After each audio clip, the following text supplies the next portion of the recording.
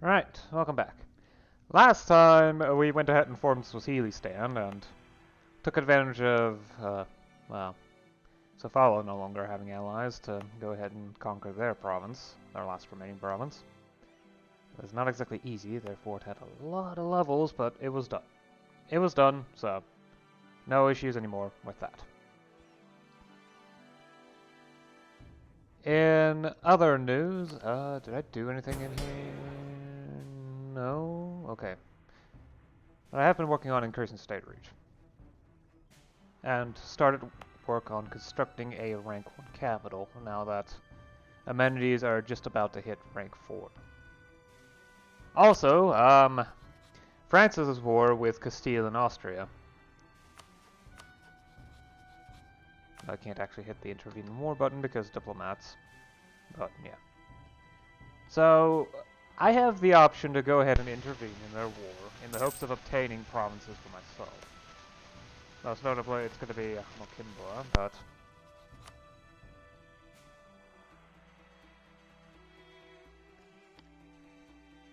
I'm going to just set as high priority a couple more provinces. Like the entire, yeah, South Africa up to the Cape. That's going to be my coastline someday.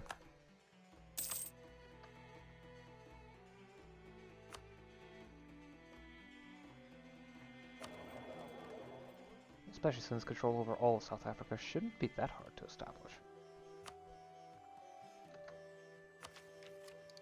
Shouldn't. Oh well. Just because something shouldn't be the case doesn't mean it is. Anyway, I've also gone ahead and managed to get 3 institutions, I believe. Yes. Casual literacy, Colombian imports, and scientific methods. Of course, now I'm being blocked by global trade, but I'm not the only one, so it's not as important as it could be.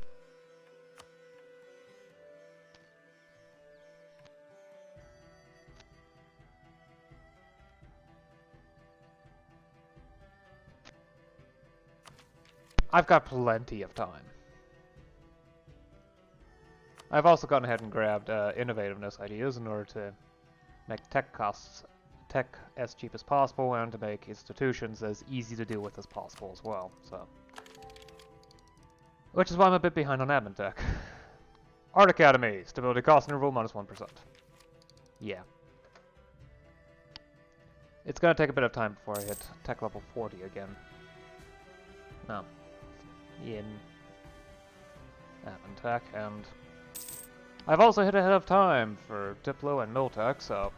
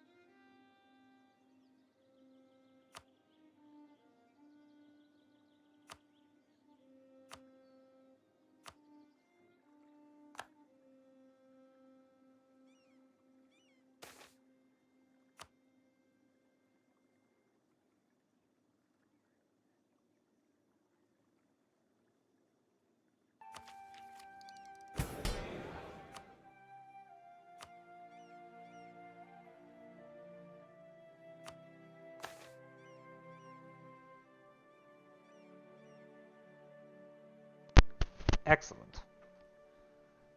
This will make it so that state reach no longer decreases, and will lower autonomy.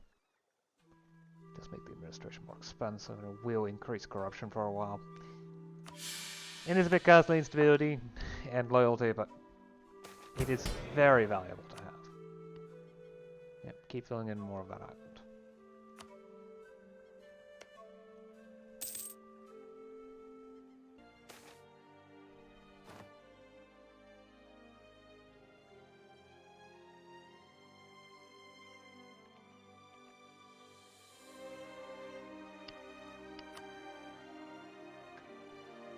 Wait, when does that stuff expire? 17th. Okay. Though I should first grab tech. So. Shock Cavalry. Combat width +2, maneuver +15%, cavalry shock +0.2.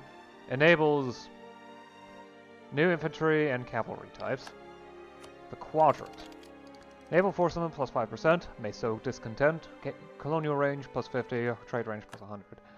Oh boy, I'm gonna get a lot of sowed discontent sown, aren't I? Petition of Right. Allows another idea group. Which is something I'm gonna deal with later.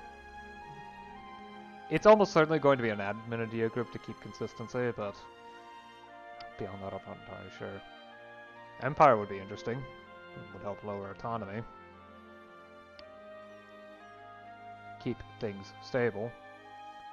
And lower corruption too. And elite power from autonomy. What do you? Alright, I'll go ahead and handle some of the internal stuff. Tenant abuse. Oops. Don't click that. Arrange a strategic marriage. Yield concessions to ancient liberties. Ugh. I could lower the wrestling point for state corruption by 5.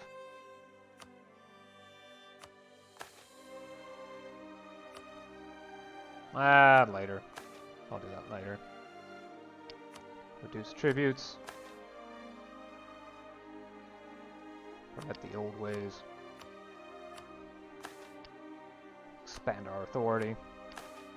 Arrange a strategic marriage. Any interesting reforms that I can afford? Probably not, considering I have next to no mill points. I mean, I could probably do enforce basic oversight of officials, but that's a lot of loyalty cost. Provincial reform, sovereign law, no. I could depoliticize the hire of officials as well with enough influence, but I don't think I actually have enough. So, yeah. Wait, I can do major reforms, that's right. Problem is I don't have the admin points for all of that. Yet. Well, at least I know what I'm saving up for. Okay. So, I've done a few more reforms. I now have sovereign courts and justice, as well as formal provincial structure. I believe maybe... Oh yeah. I've also got limited tenure and living wages. So... provincial corruption should be going down, and autonomy is going down fast. However, like I said, it is going down.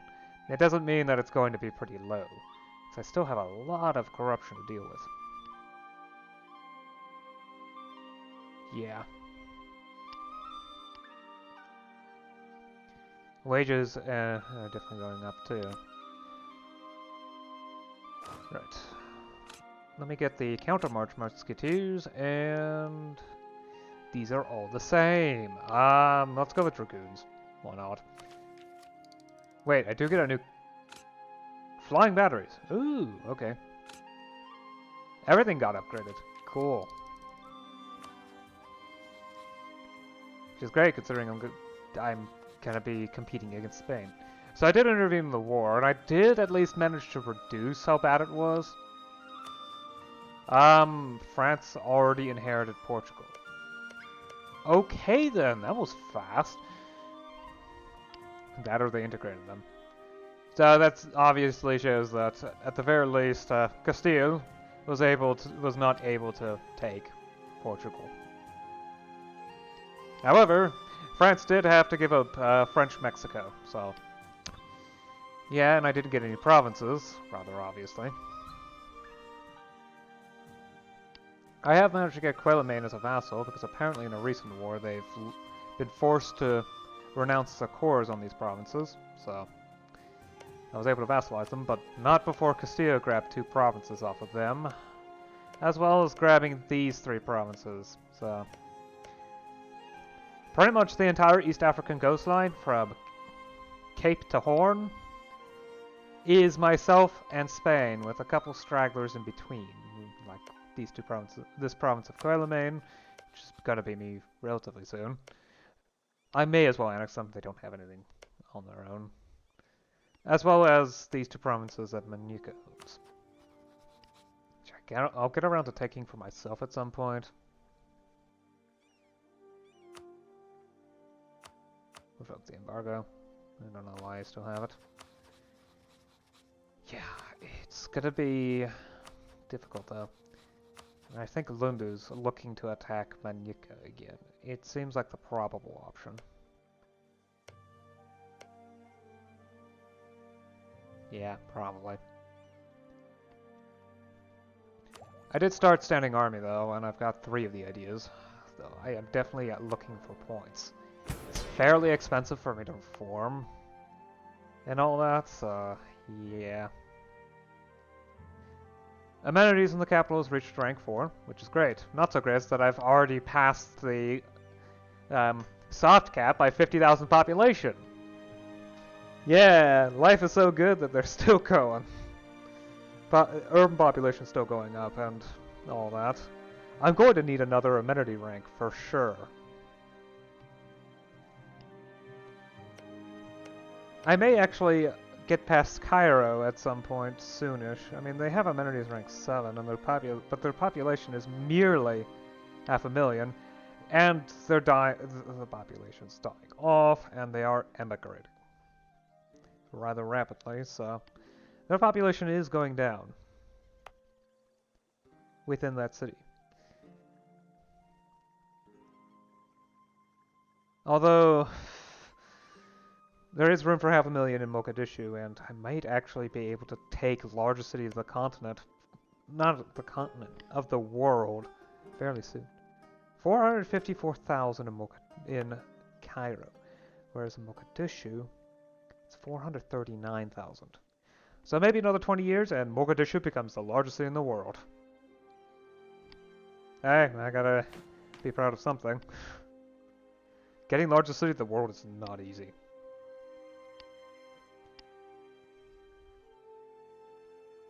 Yeah. Apparently Milan and Austria have, well, meritocracy, which is good for them, I guess. Russia has a 2. And France and... I've seen France and Castillo slowly start to get a via knowledge sharing, so I definitely need to be careful. Plus, academia is fairly soon to arrive. It's Admin Tech 46, which is 30 years from now. 30 years from now, I will have that tech level, so it's going to be... It will lose its ahead of time to tech level 46, so... Yeah. I've also started investing into territory over here. We'll start to see more population. I am planning on building up more infrastructure here. In fact, it's not busy with infrastructure, so... Right. Harborage, rank 1. This should at least let communication be good and will boost the amount of trade I get.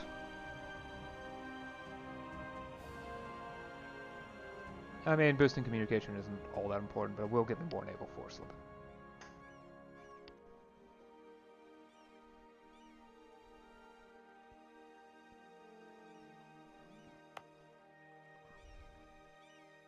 And trade value is slowly building up, which is excellent. I need for it to hit 2 in order to get one step closer to the requirements of global trade.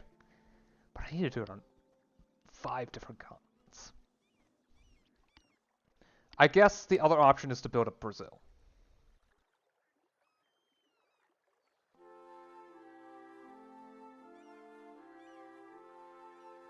Alright. Because I formed Swahilistan, these are technically my core provinces. Well, then again, it takes 100 years for it to have an impact, so... I'll ignore it for now. Yeah, building up Brazil will probably get them enough trade value.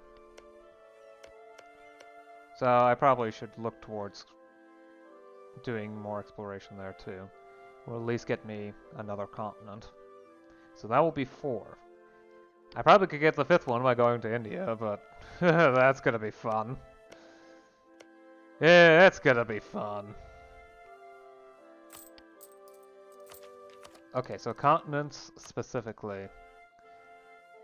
Yeah, Southeast Asia. I think Indonesia counts. Oceania is a possibility, but I'm not sure if I can even reach with the expedition system yet. I mean, no one's going for... Yeah, that doesn't look like anyone's territory. Okay, I guess. It is 1620. Yeah. Can I even do an expedition? Australia takes 48.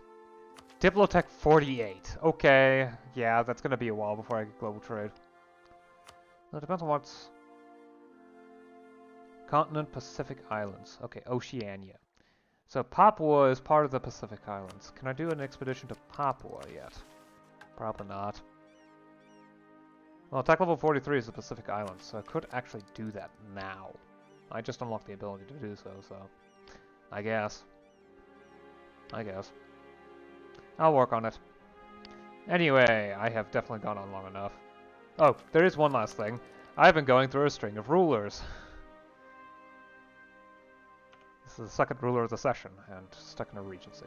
Anyway, I've definitely gone on long enough. At least legitimacy is good. Anyway, I'll see you again next time. Until then, bye.